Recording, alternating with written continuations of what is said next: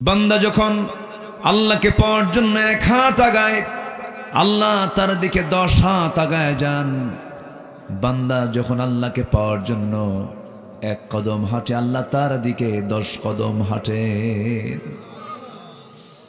আল্লাহ বাহানা খুঁজবেন বান্দাকে কেমনে জান্নাত দেওয়া যায়। আল্লাহ চান না আমার কোনো বান্দা জাহান্নামে যাক, কিন্তু বান্দা জাহান্নামে যাবে বান্দার দোষে। আল্লাহর তো দোষ এখানে দেওয়া যাবে না, বান্দা বান্দার দোষেই জাহান্নামে চলে যাবে। এই জন্য আমার বন্ধুগণ, আমলনামা তো নিয়ে যেতেই হবে। সে আমলনামাটা যেন বাম হাতের না হয়, ডান হাতের আমলনামা নিয়ে যেতে হবে। আমরা আল্লাহর লানত পেতে চাই না রহমত পেতে চাই? আল্লাহ কোরআনে কারীমের ভিতরে বিভিন্ন জায়গায় কিছু কিছু অপকর্মের কারণে লানতের কথা বলে দিয়েছেন। মোটামুটি আজকে সেই তালিকা থেকে 10টা তালিকা আমি আজকে উপস্থাপন করতে চাচ্ছি। আল্লাহ তাআলা 10 শ্রেণীর অপকর্ম যারা করবে তাদেরকে লানত করেছেন। কয়টা অপকর্ম? 10টা অপকর্ম যারা করবে। আল্লাহ রাব্বুল আলামিন বলেন, মা সালাকাকুম ফি সাকার ক্বালু লাম নাকু মিনাল মুসাল্লিন ওয়া লাম নাকু নুতঈমুল মিসকিন ওয়া কুন্না নাখুযু মা'আল খায়িদিন। জোরে বলুন আল্লাহু আকবার। আরেক জায়গায় মহান রব্বুল আলামিন বলেন, فخلف من بعدهم خلف أضاعوا الصلاة واتبعوا الشهوات فسوف يلقون غيا। আল্লাহ রাব্বুল আলামিন ওই সমস্ত বান্দাগুলোকে শুধু জাহান্নাম দেবেন না, জাহান্নামের গর্তের মধ্যে ঢুকাবেন।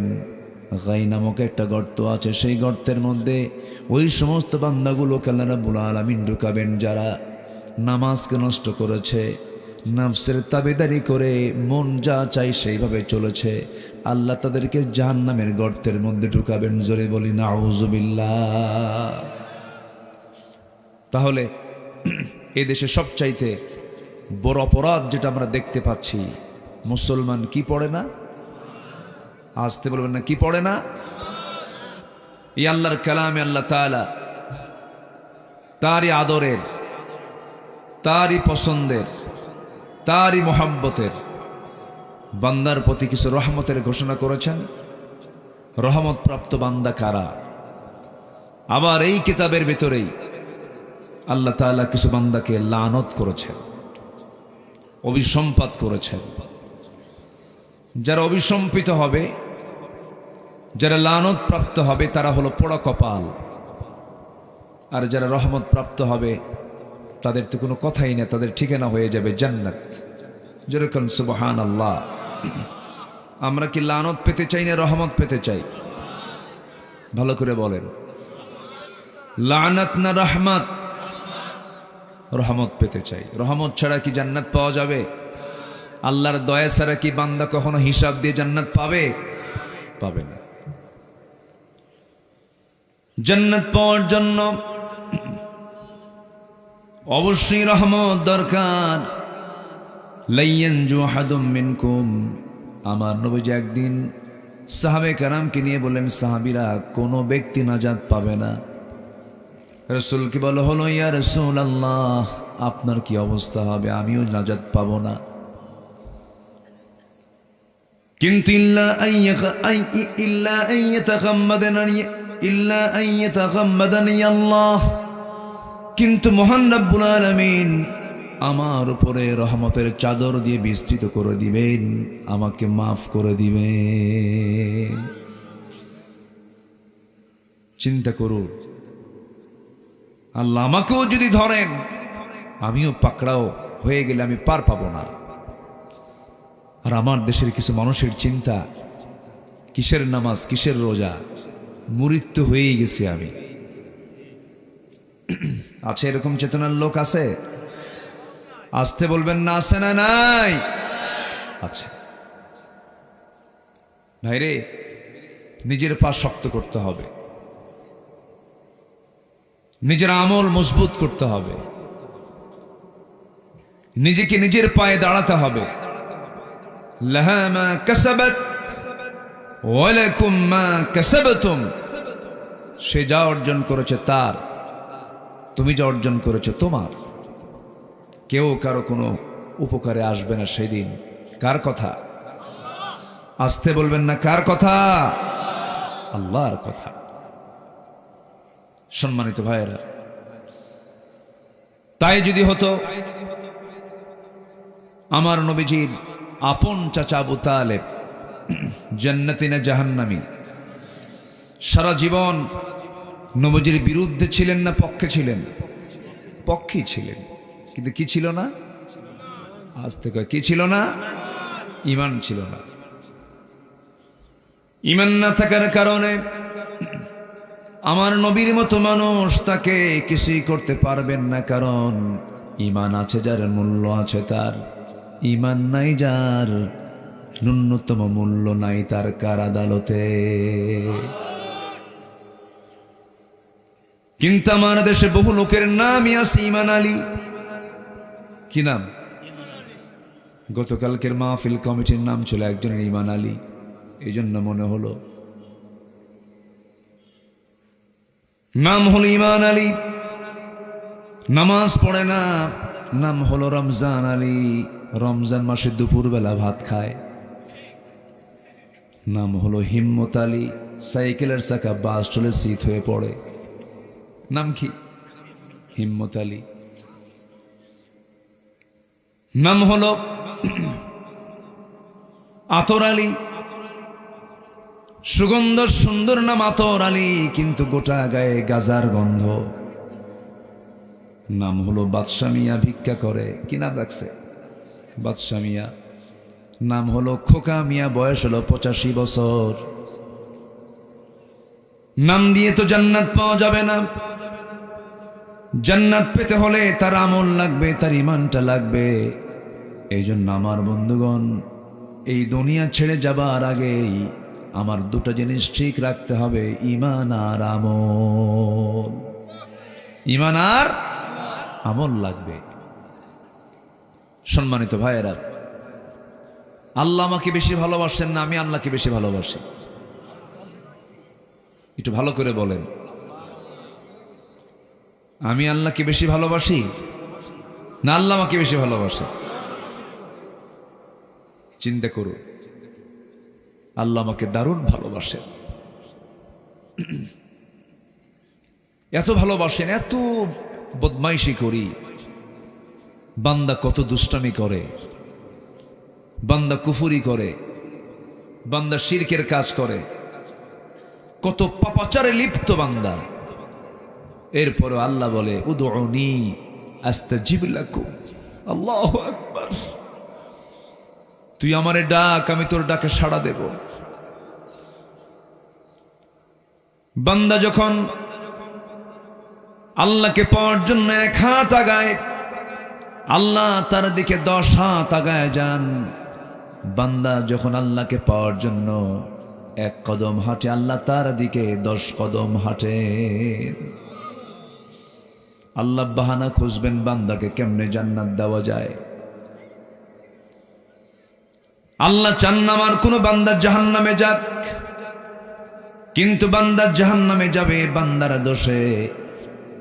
আল্লাহর তো দোষ এখানে দেওয়া যাবে না। বান্দা বান্দার দোষেই জাহান্নামে চলে যাবে। এই জন্য আমার বন্ধুগণ, আমলনামা তো নিয়ে যেতেই হবে। সে আমলনামাটা যেন বাম হাতের না হয়, ডান হাতের আমলনামা নিয়ে যেতে হবে। আমরা আল্লাহর লানত পেতে চাই না রহমত পেতে চাই? আল্লাহ কোরআনে কারীমের ভিতরে বিভিন্ন জায়গায় কিছু কিছু অপকর্মের কারণে লানতের কথা বলে দিয়েছেন। মোটামুটি আজকে সেই তালিকা থেকে 10টা তালিকা আমি আজকে উপস্থাপন করতে চাচ্ছি। আল্লাহ তাআলা 10 শ্রেণীর অপকর্ম যারা করবে তাদেরকে লানত করেছেন। কয়টা অপকর্ম? 10টা অপকর্ম যারা করবে। নাম্বার 1 হলো জমিনে যারা বিপর্যয় সৃষ্টি করবে, জমিনে যারা ফাসাদ সৃষ্টি করবে তাদের উপর আল্লাহর লানত। আল্লাহ রাব্বুল আলামিন বলেন, ফাহাল আসাইতুম ইন তাওয়াল্লাইতুম আন তুফসিদু ফিল আরদ ওয়া তুকাত্তিউ আরহামাকুম উলাইকা আল্লাযীনা লা'আনাহুমুল্লাহ ফাআসাম্মাহুম ওয়া আ'মা আবসারহুম। সূরা মুহাম্মদ আয়াত নম্বর 22 এবং 23। এই জমিনে যারা ফিতনা সৃষ্টি করবে, ফাসাদ সৃষ্টি করবে, অন্যের ব্যাংক ডাকাতি করবে, শেয়ার বাজার কেলেঙ্কারি করবে, হলমার্ক কেলেঙ্কারি করবে, আকাম কুকাম করবে, অন্যের জমি দখল করবে, অন্যের বাড়ি দখল করবে, অন্যের পুকুর জোরপূর্বক দখল করে চাষাবাদ করবে, এই সমস্ত বান্দার উপরে আল্লাহর পক্ষ থেকে রহমত না লানত? রহমত না লানত? লানত। লানত কি পড়ে নাই? পড়ছে কি না? 16 বছর চিন্তা করা যায় কি করে নাই তারা? আমাদেরকে মঞ্চ থেকে নেমে দিয়েছে, মাহফিলে আমাকে লক্ষ্য করে গুলি পর্যন্ত করা হয়েছে।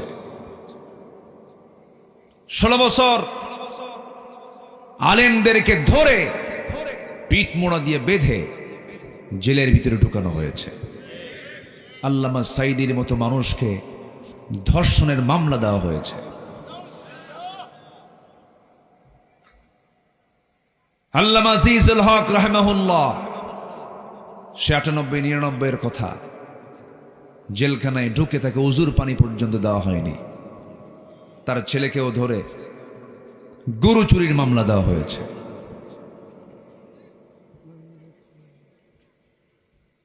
সম্মানিত বন্ধুগণ, এই 16 বছর জেলখানায় বেশি ছিল সাধারণ মানুষ না আলেম ওলামা? আমরা কি দেশ চালাইছি কখনো? কি দোষ কি ছিল আমাদের বলেন?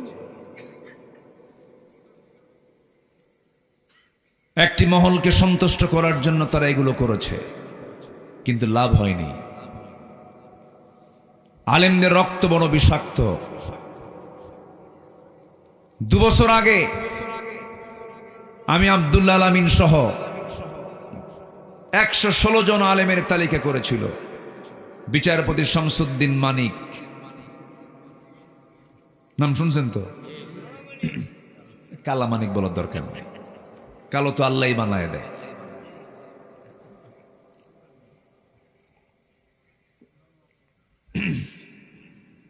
এই মানিক আমাদের নামে মামলা দিল, তালিকা করলো, এবং সে নিজেই বুক উঁচু করে বলে, আমি সাইদির ফাঁসির রায় দিয়েছি। হ্যাঁ, 2 বছর যায় নাই, আল্লাহর কি পড়ছে? লানাত। কি পড়ছে বলেন তো? কি বলেছে? এক দৌড়ে চলে গেছে সিলেট, ত্রিপুরা হয়ে দিল্লি চলে যাবে। সিলেটবাসী তাকে সুন্দর আপ্যায়ন করেছে, খুব মোহাব্বত আদর সোহাগ করছে। বিসি একটা আউট করছে, জানেন না আপনারা? জানেন না? হাজার হাজার কোটি টাকার মালিক হয়ে লাভটা কি হলো? বাঁচার জন্য মুখের দাড়িটা পর্যন্ত কাটলো। কি ঠিক কিনা? কাটলো। চিন্তা করুন, দাড়িটা যেটা বিশ্বনবীর সুন্নাহ, বিশ্বনবীর মোহাব্বতের যদি দাড়ি হতো, দাড়িতে খুর লাগতো না। দাড়ি কাটলো, মাথার চুলটা কালো বানালো, পাজামা খুলে লুঙ্গি পরলো, পাঞ্জাবি খুলে গেঞ্জি পরলো, চললো নৌকায়।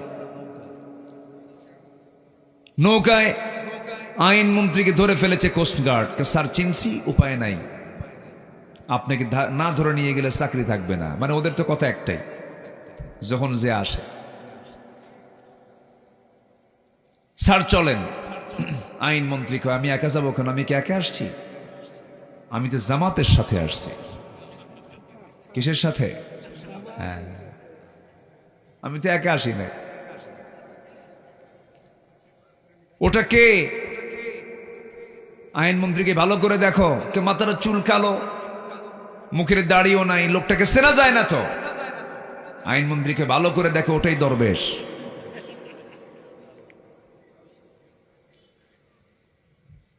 সম্মানিত ভাইয়েরা, সম্পত্তির পাহাড় গড়ে লাভ কি? সম্মান ইজ্জত দেওয়ার মালিক কে? আবার লাঞ্ছিত করার মালিকও কে? ওয়া তুইজ্জু মান তাশাউ ওয়া তুযিল্লু মান তাশা। আল্লাহ যাকে চান সম্মান দেন, যাকে চান বেইজ্জত করেন। একদম উলঙ্গ করে ফেলেন আল্লাহ তাআলা। আল্লাহ কি পারেন না, সব পারেন তিনি। অতএব জমিনে যারা এই বিপর্যয় সৃষ্টি করেছে তাদের অবস্থা এমনই হয়েছে। ফেরাউনকে খতম করে দিয়েছেন তিনি কে? কে? আল্লাহ। আমার বন্ধুগণ, জমিনে যারা বিপর্যয় সৃষ্টি করবে আল্লাহ তাদের উপরে লানত করবেন, এটা আল্লাহর ওয়াদা। ধরে ফেলবেন। ফেরাউনকে ধরেছেন। 1600 বছর ফেরাউন ক্ষমতায় ছিল, বেঁচে ছিল পৃথিবীতে 1600 বছর। বিগত সরকার ছিল 16 বছর। সংখ্যার যে এত মিল হলো কেমনে বুঝলাম না। কি ঠিক কিনা? কিছু মিল আছে তো।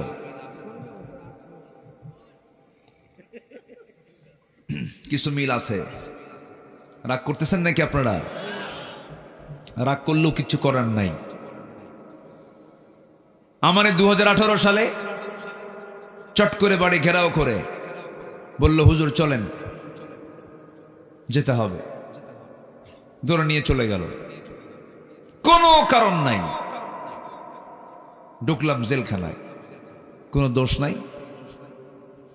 ঢুকিয়ে দেখি এক মুরব্বীর বয়স 85 বছর, আমাকে দেখে এক লম্বা সালাম দিল। সালাম দিয়ে বলে, হুজুর আপনি জেলখানায়, খুব খুশি হলাম। বললাম, এটা কোনো কথা বললেন চাচা আপনি? আমার জেলখানায় ঢোকার কারণে আপনি খুশি হবেন কেন? কে বাবা, বহু দূর থেকে ওয়াজ শুনি, মুসাফাটাও করতে পারি না। তো এই লোকটা জেলখানায় ঢুকলে এত কাছাকাছি দেখা হবে, কথা হবে, পাশাপাশি শুয়ে থাকা হবে, কত ভালো। এই জন্য খুশি হয়েছি বাবা। সরল মানুষ তো। তো বললাম, চাচা আপনার নামে কি মামলা? বলে যে বিস্ফোরক, আমি নাকি বোমা মারছে আমার এই হাত দিয়ে। 85 বছরের লোকের হাতের কি ফিটনেস আছে? হাত ঠিক থাকে না, কাঁপে। তো বোমা কি কাঁপা হাত দিয়ে মারা যায়? চিন্তা করুন। 30 লক্ষ মামলা আর 90 লক্ষ মানুষের উপরে জুলুম করেছে একটা নির্দিষ্ট শুধু একটা দলের উপরে। আরো তো দল আছে। এগুলো নিশ্চিত জুলুম। আয়নাঘর আমি নিজের চোখে দেখেছি। দুজন ব্যক্তির সঙ্গে সাক্ষাৎকার নিয়েছি, একজন ব্যারিস্টার আর একজন ব্রিগেডিয়ার জেনারেল। দুজনই বললেন, আল্লাহর কসম 8টা বছর আমরা এই আয়না ঘরে ছিলাম, আল্লাহর দেওয়া নিয়ামত সূর্যের চেহারা আমরা দেখতে পাই নাই। কেন? ক্ষমতাকে পাকাপোক্ত করার জন্য, কুক্ষিগত করার জন্য এমন আচরণ কেন? এই আচরণ কি ইমানদারের না ফেরাউনদের? কাদের কাদের কাদের? ফেরাউন। ফেরাউন কি করতে জানেন? জীবিত মা, পেটের মধ্যে বাচ্চা আছে, পেট চিরত। চিন্তা করেন, পেট চিরে সন্তান বের করে দেখতো ছেলে না মেয়ে। ছেলে সন্তান হলে পরে জীবন্ত পুঁতে সেখানে শেষ করত। কেন? ক্ষমতা পাকাপোক্ত করার জন্য। যারা এই জমিনে নিজের চেয়ার নিজের ক্ষমতাকে পাকাপোক্ত করার জন্য হত্যা রাজনীতি করছেন, তারা সবগুলো ফেরাউনদের প্রেতাত্মা। ফেরাউনকে ধরেছেন আল্লাহ কয়দিন? আসতে কয়, আসতে কয়। 5 অগস্টের সকালবেলাও জানা যায়নি যে তার হাতে সময় থাকবে মাত্র 45 মিনিট। এই দেশবাসীকে আল্লাহ তাআলা বুঝাইয়া দিয়েছেন, সতর্ক হও, সীমা লঙ্ঘন করো না, আমার ধরা সবচেয়ে বড় ধরা। আল্লাহু আকবার বলেন। আল্লাহ আছেন না নাই? কে কোন দল করেন, কেউ আমার শত্রু না। একটু বিবেকের কাছে প্রশ্ন করে বলছি, এই দুনিয়াতে আমরা কার গোলামি করার জন্য আসছি? কার গোলামি করার জন্য আসছি? আল্লাহর গোলামি করার জন্য আসছে। এই কথাটা না ভুললেই আমরা ভালো থাকব। আর যদি আমরা অন্ধ আনুগত্য করি কারো, তাহলে আমরা শেষ হয়ে যাব। আমার নবীজির আগমন যে সময় হয়েছিল, গোটা পৃথিবীর সবচাইতে অসভ্য, বর্বর, নিম্নমানের মানুষ ছিল সে আরবের লোকেরা। এত জঘন্য ছিল যে একটা ভাঙ্গা পাতিলকে কেন্দ্র করে, মাটির পাতিল, যুদ্ধ লেগে রাখতো তারা যুগের পরে যুগ।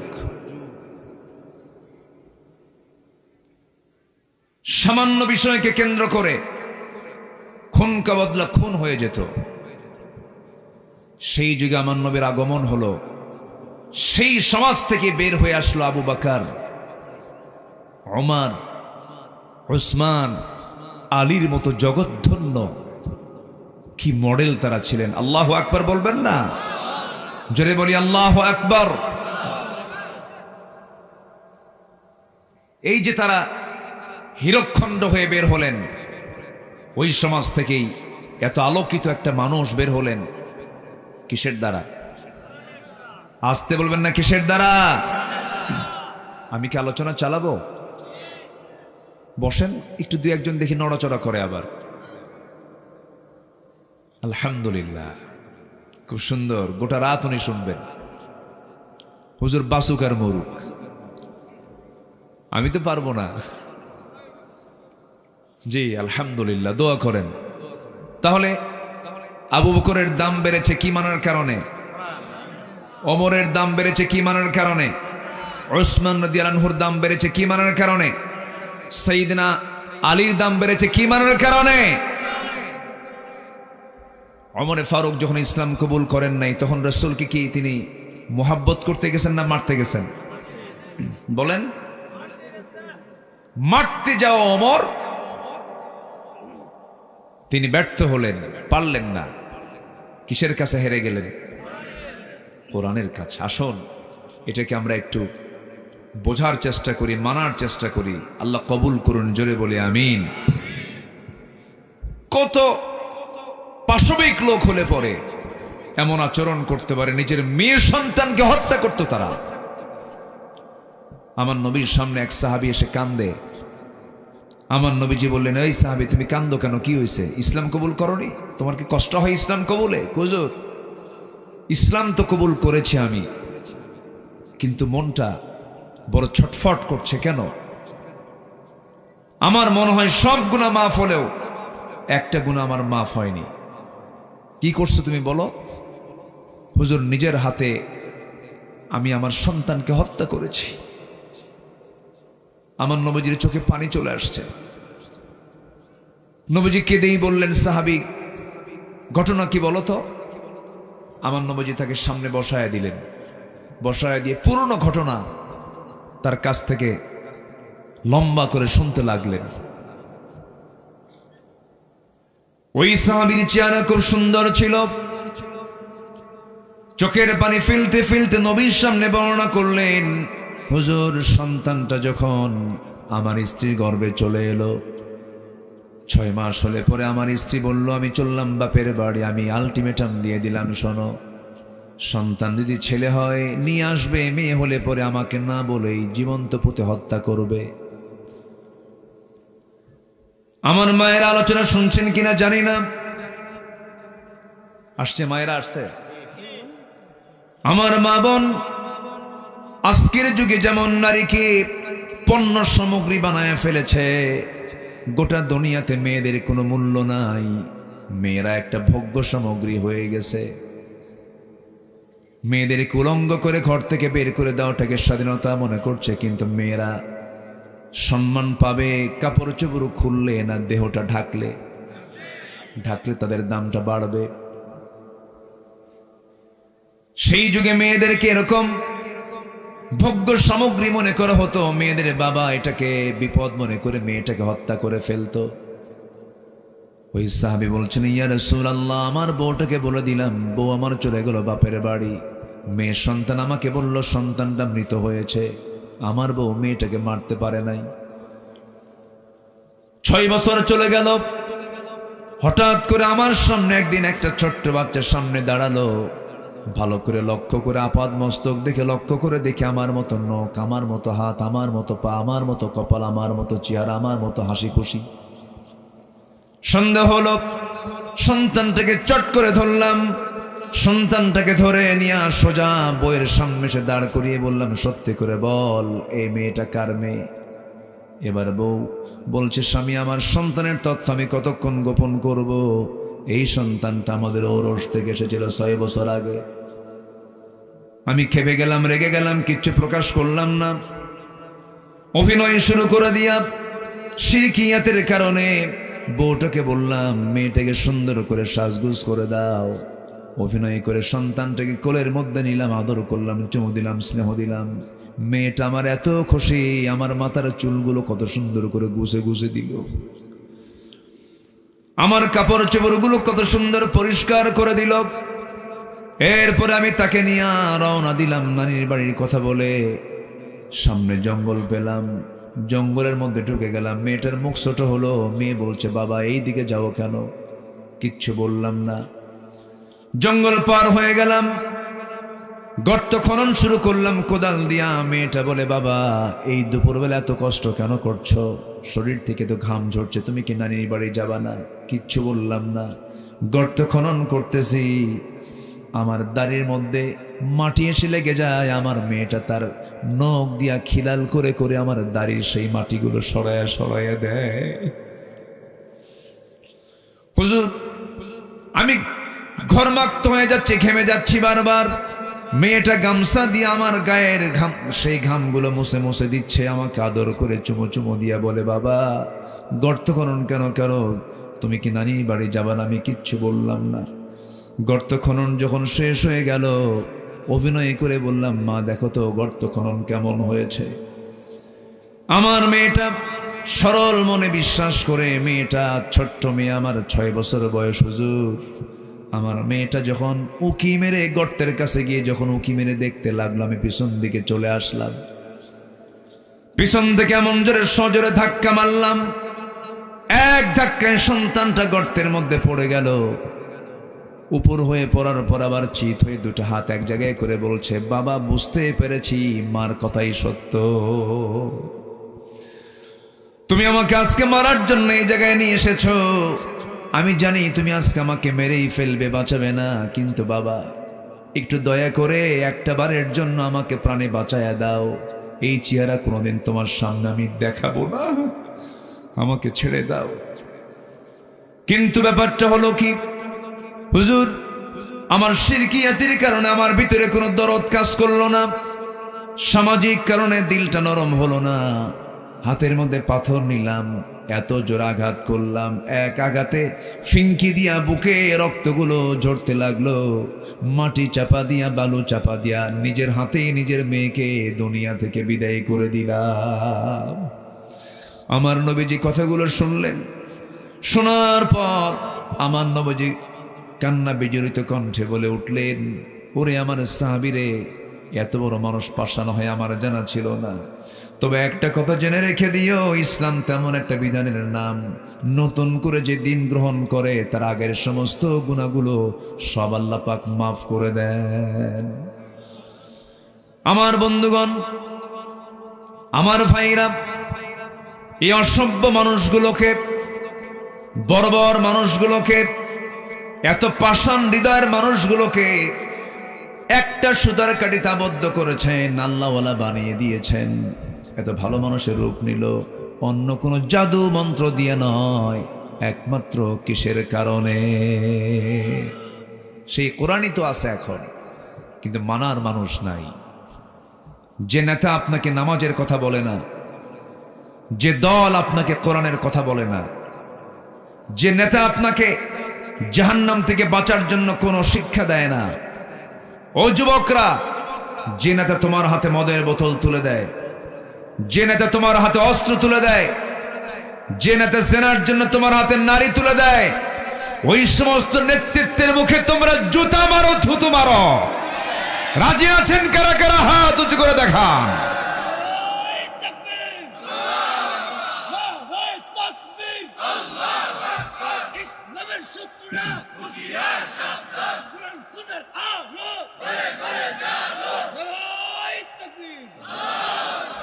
আল্লাহ কবুল করুন, জোরে বলি আমিন।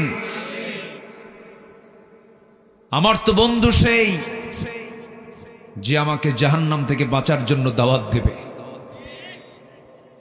আমার প্রকৃত দল তো সেই হতে হবে যে দলের নেতার দিকে তাকালে আমার নবীর কথা মনে হয়ে যাবে। আমরা কোন দিকে দৌড়াই? আমরা কোন দিকে যাচ্ছি? সম্মানিত ভাইয়েরা, নামাজ পড়তে রাজি আছেন তো? কয় ওয়াক্ত নামাজ? আসতে বলবেন না। কয় ওয়াক্ত নামাজ? একা না জামাতে? বুঝে না না বুঝে? জেনে না না জেনে? সময় না অসময়? ইন্নাস সালাতা কানাত আলাল মুমিনিনা কিতাবাম মাওকুতা। আস-সালাতু আলা ওয়াক্তিহা ওয়াল্লাযীনা হুম লিস-সালাতিহিম কি قد أفلح المؤمنون الذين في صلاتهم خاشعون, যারা নামাজের মধ্যে খুশু খুশু করে নামাজ পড়বে। والذين هم على صلواتهم يحافظون, নামাজ যারা যত সুন্দর হবে ঈমান তার তত সুন্দর হবে। নামাজ নাই, নামাজ নাই, পরিবারে নামাজ পড়ে না, সন্তানের নামাজের খবর নাই। আমাদের জাহান্নাম থেকে বাঁচার দরকার আছে না নাই? আচ্ছা, নামাজ বুঝে পড়তে হবে। অনেকে নামাজ পড়ে বোঝে না কিছু। ওই লোকের মতো এক লোকের বাড়ি হলো মসজিদের সাথে, লোকটা হিন্দু। লোকটা কি? হিন্দু। তো প্রত্যেক দিন মসজিদের সামনে দিয়ে যায়, আর ইমামের একটা আওয়াজ তার কানে আসে, দাদা বাবু সামিআল্লাহু লিমান হামিদা। হিন্দু লোকটা চিন্তা করে প্রত্যেক দিন এই হুজুরের হলোটা কি? শুধু এক মহিলার নামে দোয়া করে, হামিদা হামিদা হামিদা। হামিদাটা কে? তার চিন্তা এটা। কয়েকদিন যাওয়ার পর ওর ঘরের সাথেই এক মুসলিম আছে যে নামাজও পড়ে, তাকে ডাক দিয়ে বলল, ভাই তোমাদের ইমাম সাহেবের হলোটা কি? কেন, কি হয়েছে? প্রত্যেক নামাজেই দেখি যাওয়ার সময় শুনি এক মহিলার নামে দোয়া করে, হামিদা হামিদা। মেয়েটা কার মেয়ে? মুসল্লি বলছে, ভাই আমি 5 ওয়াক্ত নামাজ 25 বছর প্রথম কাতারে বা জামাতে পড়ি, আজ পর্যন্ত আমিও ঠিক মতো জানি না আসলেই হামিদা মেয়েটা কার মেয়ে।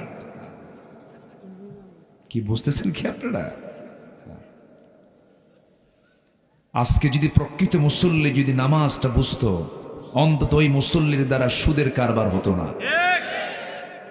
ওই মুসল্লি বনের সম্পত্তি মেরে খেত না, ওই মুসল্লি বেনামাজি চোর বাটপাটদের নেতৃত্ব মানত না। কথা ক্লিয়ার? কথা কি বোঝা যায়? বনের সম্পত্তি দেয় না, আছে না? নামাজি আছে না? নামাজি কিছু আছে না? আছে। বনকে সম্পত্তি দিতে চায় না, তালবাহানা করে। বাপ মারা গেছে 2 যুগ, 1.5 যুগ, 1 যুগ হলে মারা গেছে, কিন্তু বোনকে সম্পত্তি না বুঝায় দিয়া মাঝে মাঝে তালবাহানা করে। বোন এসে মাঝে মাঝে বলে, ভাই রে সম্পদ পাবো, দিয়ে দাও। এমন সম্পত্তি দেখায় দেয় যার কোনো দাম নাই। কি ঠিক কিনা? এই জায়গায় কোন এলাকার জমির দাম কম, কোন কোন সাইজের জমির দাম কম? নামার ক্ষেত, এই তো পানির ক্ষেত, নামার ক্ষেত।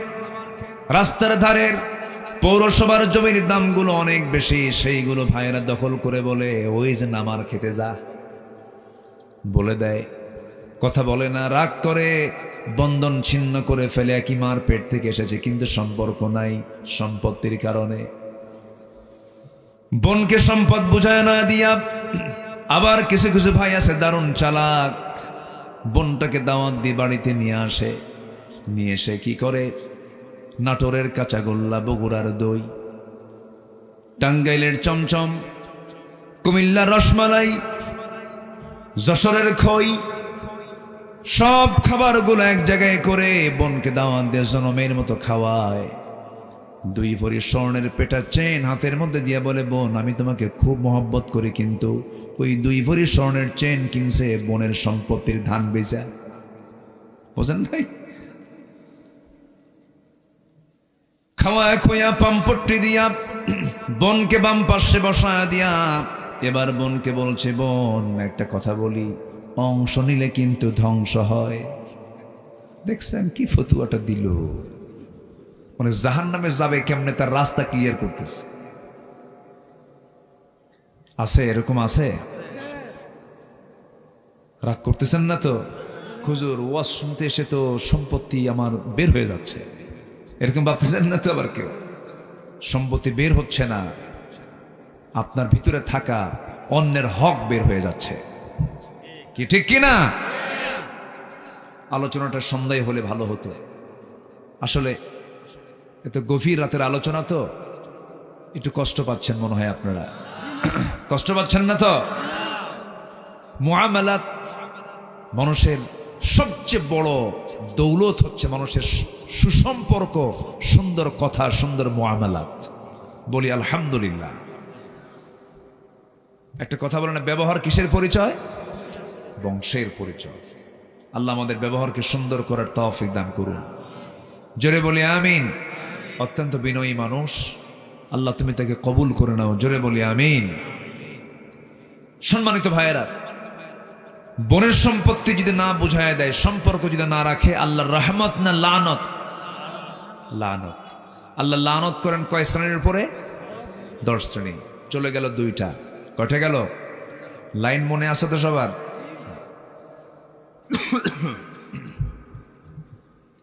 আমার বন্ধুগণ, যারা জমিনে বিপর্যয় সৃষ্টি করবে, নাম্বার 2 হলো আত্মীয়তার বন্ধন যারা ছিন্ন করবে, নাম্বার 3 হলো যারা সীমা লঙ্ঘন করবে, তাদের উপর আল্লাহর লানত। এই পৃথিবীতে যত জাতি আছে এর মধ্যে সবচেয়ে নিকৃষ্ট জাতির নাম হলো ইহুদি জাতি। রহমত না লানত? রহমত না লানত? ওদের কোনো বৈধ ভূমি আছে? বৈধ কোনো জায়গা আছে ওদের? বলেন তো। টাকা কম না বেশি? আস্তে কয়, টাকা কম না বেশি? অস্ত্র কম না বেশি? অ্যাটম বোম আছে না নাই? গোটা পৃথিবীর আধুনিক সমরাস্ত্র আছে না নাই? সবই আছে। মানুষ মাত্র 1 কোটি। 4000 বছর আগে ওদের জনসংখ্যা ছিল 40 লাখ। ইহুদি সাইয়েদনা মূসা আলাইহিস সালামের সময় ছিল ওদের জনসংখ্যা কত? 40 লক্ষ। আজকে 1 কোটিও হয় নাই। কেন হয় নাই জানেন? আচ্ছা, আমাদের দেশে কুকুর তার বাচ্চা বেশি দেয় না গাভী তার বাচ্চা বেশি দেয়? বলেন। কুকুর একসঙ্গে কয়টা? 8টা 10টা পর্যন্ত। আর গাভী একটা দেয়। কিন্তু বলেন তো, দেখা যায় কোনটা বেশি? গরুই তো বেশি দেখা যায়। এটা হালাল, এটা বরকত। আর কুকুর এতগুলো বাচ্চা দিল, টিকে না, থাকে না। ওই ইহুদিরা হলো ওই হাইওয়ানদের মতো, ঠিক কিনা? নিকটবর্তী সময় 1945 সালে সেকেন্ড ওয়ার্ল্ড ওয়ার যখন হলো, দ্বিতীয় বিশ্বযুদ্ধ, এডলফ হিটলার, জার্মানির তৎকালীন প্রেসিডেন্ট এডলফ হিটলার ইহুদিদেরকে গ্যাস চেম্বারে তুলে একদিনে 60 লক্ষ ইহুদিকে মেরে শেষ করে দিয়েছে। একদিনে। এরকম করে মাঝে মাঝে ঝড় আসে, থাকে না, কুলায় না। এরা এত বাঁকা জাতি, নবীকে মারতেও তারা দ্বিধা করেনি, অনেক নবীকে তারা হত্যা করেছে। আল্লাহ তাআলা এই জাতির উপরে সীমা লঙ্ঘন করার কারণে রহমত দিয়েছেন না লানত দিয়েছেন? লানত দিয়েছেন। এখান থেকে বোঝা গেল যেই সীমা লঙ্ঘন করবে তার উপরে আল্লাহর কি পড়বে? লানত পড়বে। আল্লাহ রাব্বুল আলামিন বলেন, লুইনাল্লাযীনা কাফারু মিন বানি ইসরাঈলা আলা লিসানি দাউদ ওয়া ঈসা ইবনে মারইয়াম যালিকা বিমা আসাউ ওয়া কানু ইয়াতাদুন। জোরে বলুন আল্লাহু আকবার। এই বনি ইসরাইলরা সীমা লঙ্ঘন করেছে, আল্লাহর লানত তাদের উপরে পড়েছে। সীমা লঙ্ঘন করা যাবে না। তিলকা হুদুদুল্লাহ, আল্লাহর সীমা তোমরা লঙ্ঘন করো। লা তা'তাদু, সীমা লঙ্ঘন করতে যেও না, ধরে ফেলবেন তিনি আমার কে? আল্লাহ ধরে ফেলবেন। বাপ মার সঙ্গে সুন্দর আচরণ করা হলো সন্তানের জন্য ফরজ। সন্তানের জন্য কি ফরজ?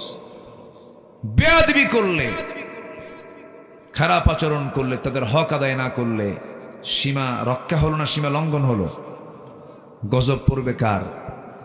আসতে পেল, গজব পড়বে কার? আল্লাহ। বাপ মাকে ভাত দেয় না এমন সন্তান তো কিশোরগঞ্জে নাই, আছে না নাই? আচ্ছা, নাটোরে মাহফিল ছিল আমার, গত বছরের কথা। মাহফিলে বসলাম আমি, এরকম একটা সাদা কাগজে লেখা, কাপা কাপা লেখা, বয়স্ক একজন নারী, 72 বছর বয়স, লিখেছেন আমি 72 বয়স্ক একজন মহিলা, আমি সন্তানের মা। হুজুর আপনার কাছে আমার খাস দোয়ার জন্য আমি এটা লিখে পাঠালাম, আমার জন্য দোয়া করেন। আমার 3টা ছেলে, 2টা মেয়ে, 2টা মেয়েকে বিয়ে দিয়েছি, 3টা ছেলে আমার। এই 3টা ছেলে বিয়ে করেছে, তাদের বাচ্চা কাচ্চা হয়েছে, আমার নাতিপুতি আছে। আমার 3 সন্তান, আমি যে ঘরে থাকি তার চতুর্পাশে এই 3 সন্তান ঘর করে আছে, আমি মাঝখানে থাকি। 3জন 3টা পরিবার নিয়ে পৃথক থাকে, আমিও পৃথক থাকি। 3 পরিবারের রান্না আমার নাকে আসে, রান্নার ঘ্রাণটাও পাই, কিন্তু নিজের রান্না নিজে করে খাই। সন্তানদের খাবার আমার কিসমতে নাই। কথা বোঝা যায়? আমার বন্ধুগণ, সন্তান 3টা মার পাশেই তারা আছে। বউ খাবার পায়, সন্তানও খাবার পায়, কিন্তু মা খাবার পায় না। কিন্তু এই 3টা ছেলে সন্তান যখন ছোট ছিল, এই 3টা সন্তানকে খাওয়ায় দিয়েছেন তিনি আমার কে? আল্লাহ খাওয়াইছেন তো ঠিক আছে। ওই 3টা সন্তান যখন ছোট ছিল, কিন্তু সেই মা এক হাঁড়িতেই সন্তানকে খাওয়াইছেন। 3টা একটাকে একসঙ্গে খাওয়াইছেন। এক মা 3 সন্তানকে একসঙ্গে খাওয়াতে পারলেন, কিন্তু 3টা সন্তান মিলে এক মাকে একসঙ্গে খাওয়াতে পারে না। ঠিক কি না? বড় আফসোস এটা। আচ্ছা, একটা প্রশ্ন করি, মা বড় না বউ বড়? ভালো কইরা কোন, মা বড় না বউ বড়? মাহফিলে মা বড়, বাড়িতে বউ বড়। ও দেখেন জোরে কয় ঠিক? ওটাই ঠিক, তাই তো। হ্যাঁ,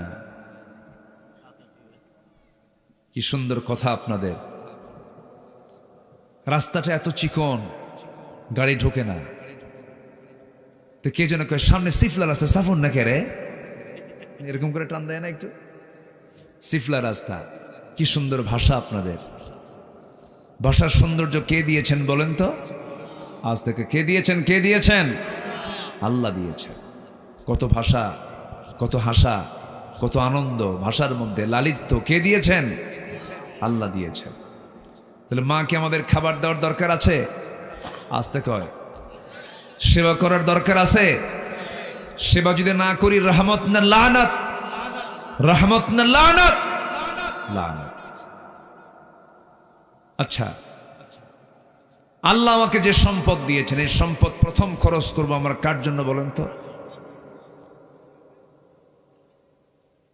আমি যে উদ্দেশ্যে প্রশ্ন করছি সে জবাব পাইনি। আমার পরিবার আগে পাবে, আমার সন্তান আগে পাবে, আমার প্রতিবেশী পাবে, ভাই পাবে না মা বাপ পাবে? কে আগে সবার আগে পাবে বলেন? মা বাবা পাবে। বিশাল ব্যাপার। আল্লাহ রাব্বুল আলামিন বলেন, ইয়াসআলুনাকা মাযা ইউনফিকুন কুল মা আনফাকতুম মিন খায়রিন ফালিল ওয়ালিদাইনি ওয়াল আকরাবিন। জোরে বলুন আল্লাহু আকবার। হে রাসূল, আপনাকে প্রশ্ন করবে তারা যা কামাই করে তা থেকে কোথায় খরচ করবে? আল্লাহ রাব্বুল আলামিন প্রথমে মার কথা বলে দিলেন, বাবার কথা বলেন। সবার আগে খরচ করবে সে তার সম্পত্তি তার বাপ মার জন্য। জোরে কোন সুবহানাল্লাহ। তাহলে বেতন পেলে সর্বপ্রথম ওই বেতনের হকের মধ্যে আছে কার হক? মা বাবা। আহা, বোঝে না, সন্তানগুলো বোঝে না। হ্যাঁ হ্যাঁ, বোঝে না। ও সন্তানরা যারা এখানে আছো, যাদের বাপ মা বেঁচে আছেন, সবার কাছে আমি আরজ রাখি, যদি কোনো ভুল হয়ে যায় বাপ মার পা ধরে মাফ চেয়ে নিবেন। বাপ মাকে বলবেন, মা যা ভুল করছি মাফ করে দাও, বাকি জীবনে তোমার যা খেদমত দরকার আমি করব। আল্লাহর 8টা জান্নাত আপনার জন্য খোলা হয়ে যাবে।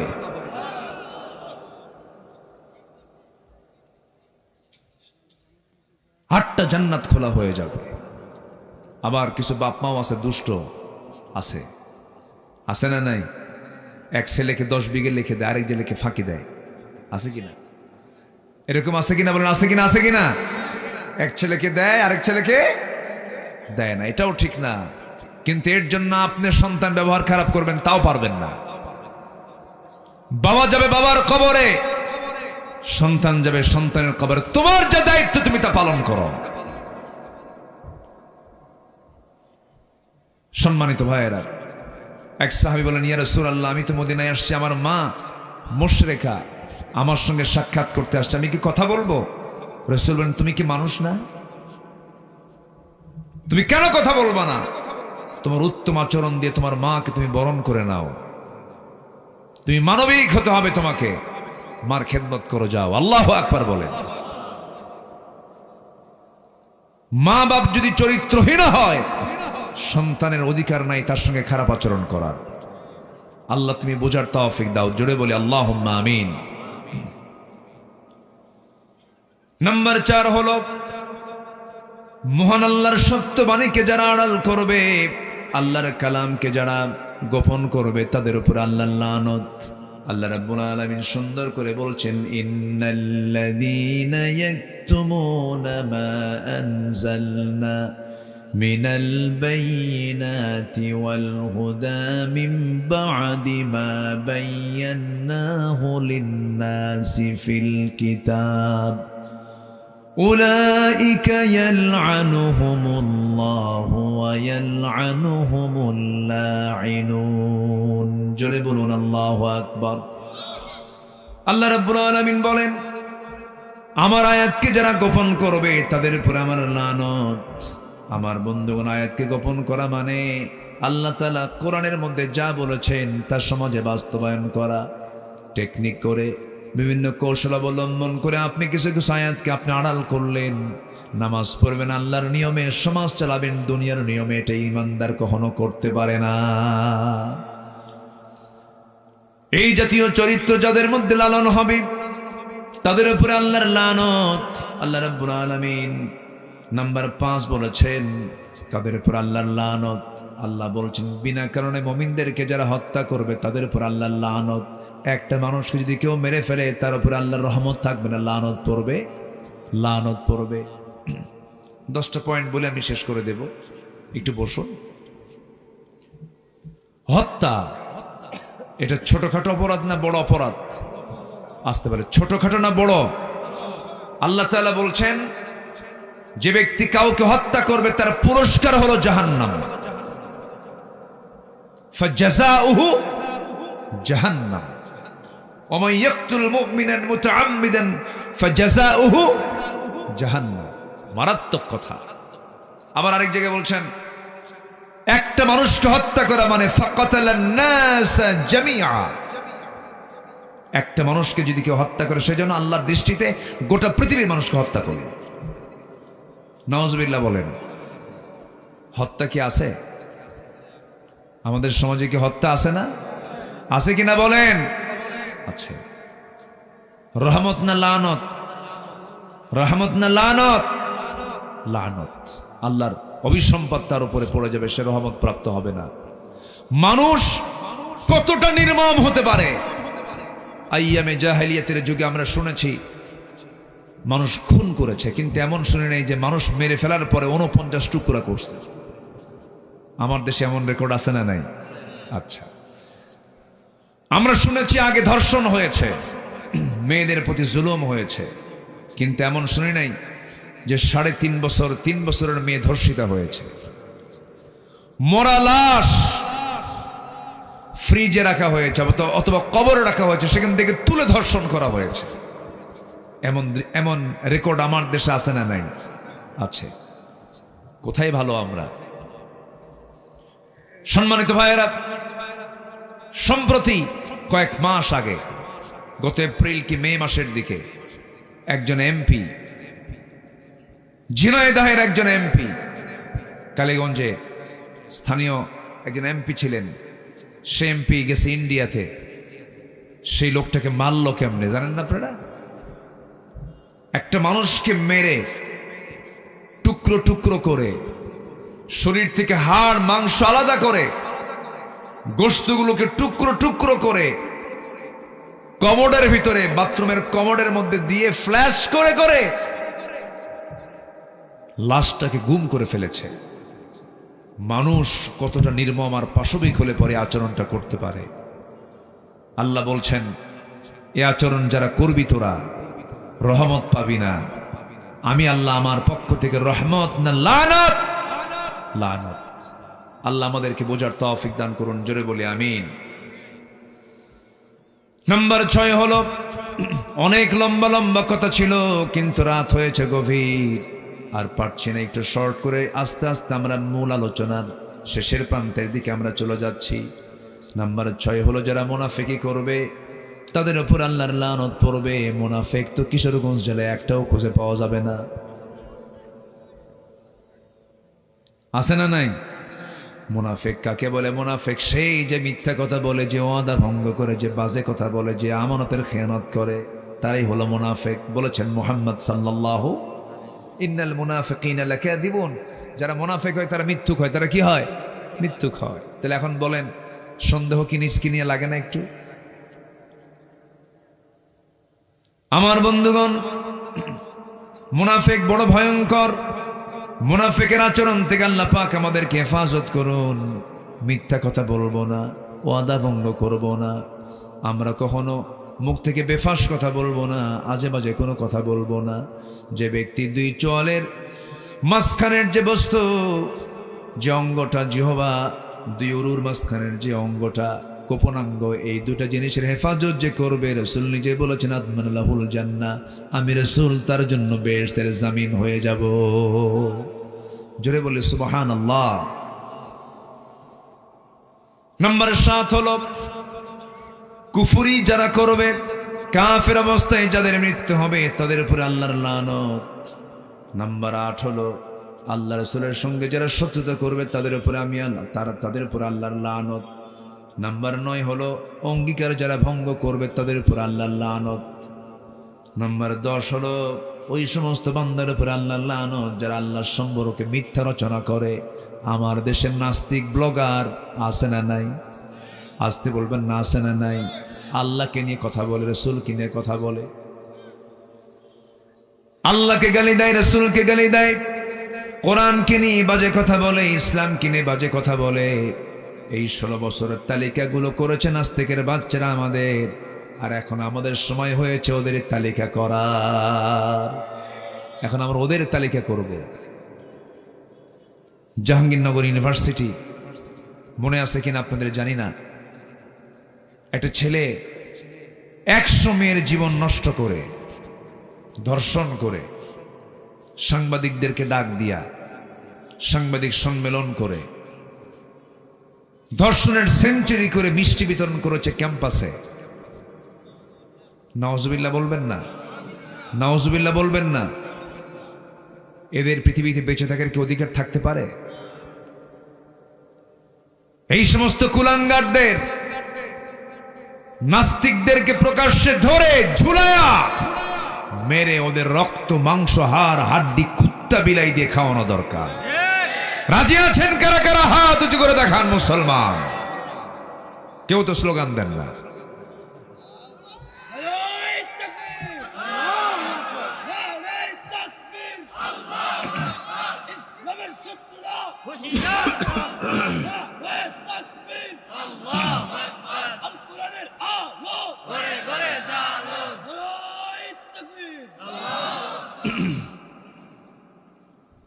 আমার দেশে আল্লাহকে মানে না, রাসূলকে মানে না, এমন কিছু কুলাঙ্গার আছে না নাই?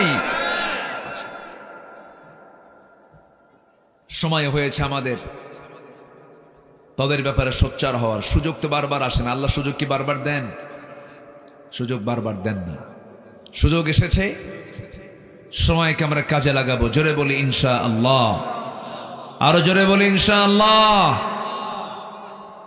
আবু সাঈদের জীবন দেওয়া দেখেন নাই? আবু সাঈদ কেমন করে জীবন দিল?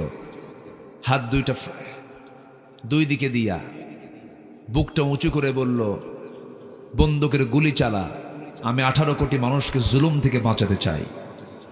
আল্লাহু আকবার বলেন। আর আমার দেশের কিছু মুফতি বলে ফেললো,